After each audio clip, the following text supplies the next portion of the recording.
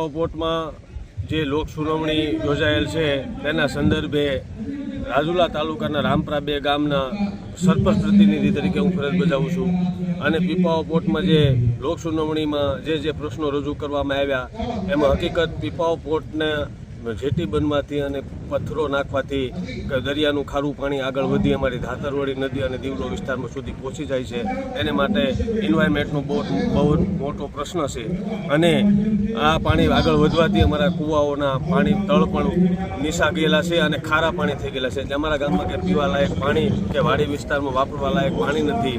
તો અમારી કંપની પાસે અને સરકાર પાસે એ જ છે કે ભાઈ આ તમે કંપનીને એન્વાયરમેન્ટમાં જે મતલબ કોઈ પણ પ્રશ્નો હોય એ પહેલાં સોલ્યુશન કરી પછી આને લોક સુનાવણી જાહેર કરવામાં આવે એવી કંપની પાસે અને સરકાર પાસે પ્રાર્થના. સનાભાઈ, સ્થાનિકના પ્રશ્ન પણ રજૂઆત કરવામાં આવી હતી, ક્યાંક ને ક્યાંક વિલંબ જોવા મળે છે એવું લાગે છે. સ્થાનિક પ્રશ્નો રોજગારીનો બહુ મોટો છે, કારણ કે કંપની દ્વારા ઇનોસોર્સમાં જે અમારા ગામના ઘણા બધા યુવાનોને લેવામાં આવ્યા છે, છેલ્લા 12 થી 15 વર્ષથી નોકરી કરે છે, પણ એને કંપનીના બેઝ ઉપર લેવામાં આવતા નથી અને પરમાનન્ટ તરીકે એને લેવામાં નથી આવતા.